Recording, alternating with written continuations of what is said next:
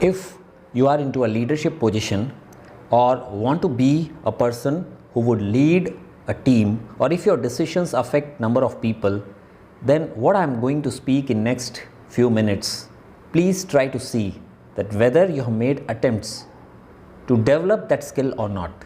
And if not, then please watch this video till end. I'm going to give you few tips in order to develop this most essential ability of a leader. Let's start with the small incident. India and England, they are playing their final match. England needs 26 runs to win. India needs 2 wickets to win. Now Indian bowler delivers the ball and it hits to the pad of English batsman. Indian side, including the person on the square leg, is convinced that it is plumb leg before wicket. They go for an appeal. English batsmen are sure that this is not out.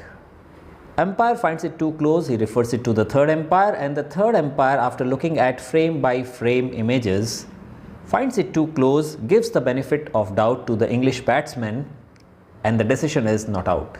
Now entire Indian team, on field, off field, not just that, entire country is not happy with this decision. They feel this is an unfair decision.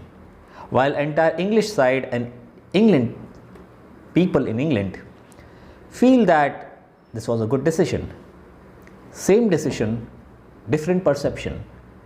The point I want to highlight is we need to understand this common flaw. This is a psychological flaw we have in order to protect our identity, our narratives.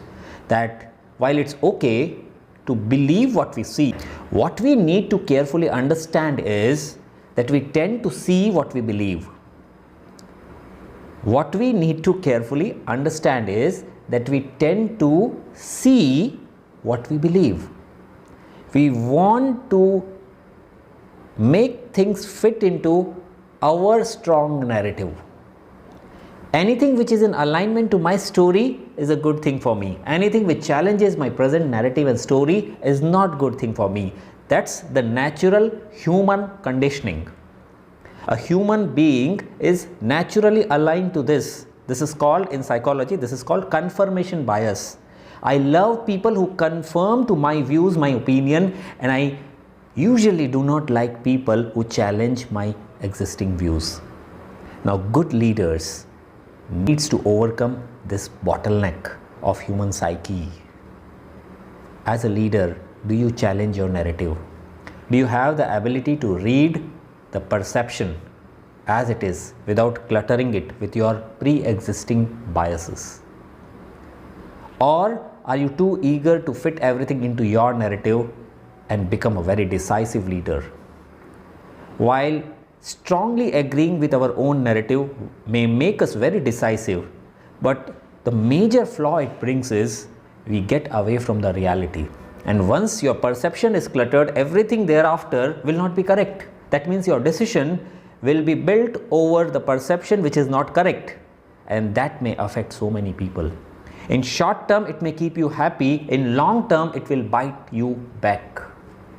And this is the thing good leaders actually pick up very early.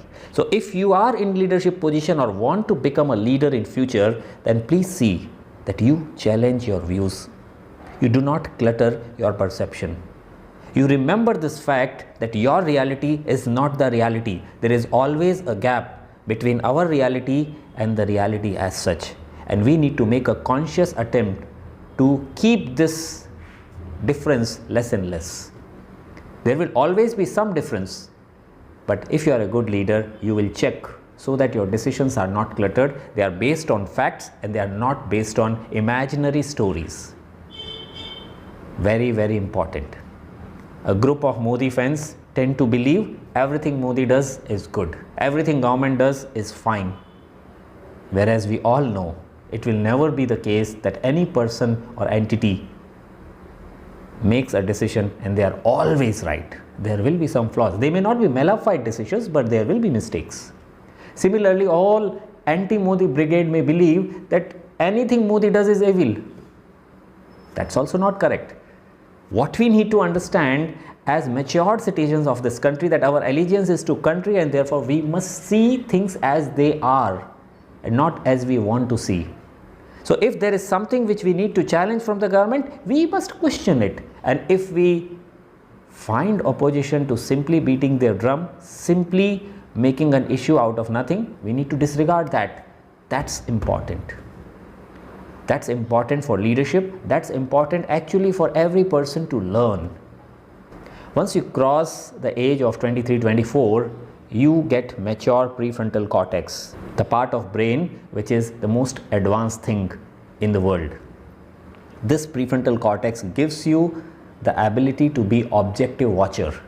I'm repeating, this part of your brain is your highest ability, and this gives you the ability to be an objective watcher. You can watch yourself as a third person, but this needs to be honed. This skill needs to be exercised. Now let's get to the point, how can we improve this? Number one, ask yourself this question. Do you have people in your team or in your vicinity who do not necessarily agree with you, who now and then challenge your views? Can you take them pleasantly? Do you have the ability to give a patient hearing to a person who is talking completely contrary to your views? I'm talking about giving a patient hearing. I'm not talking about agreeing or disagreeing. But do you have the ability to give a patient hearing? It's very, very important. Sometimes it can save you so much in long term. Do you read people from different background? What I mean is, do you read biographies, columns, views, blogs of the people who come from different background so that you understand different perspectives? A leader needs to build this exposure to self, exposure to different perspective of the world, so that you can kind of understand where are they coming from, what is their story. Only if we know more and more stories, we will know where I stand with my story and where they stand. We need to develop this exposure. Do you have any practice, either reading book, going through blogs, meeting people who are knowledgeable, keeping people in touch who challenge you, being comfortable with contrarian views? Do you do any of these things? The more and more you do these things, you will understand that you will be able to perceive things correctly. And that will give you an ability to take decisions based on facts and not on stories. Think about it. I am Dr. Vivek Modi. Thank you so much.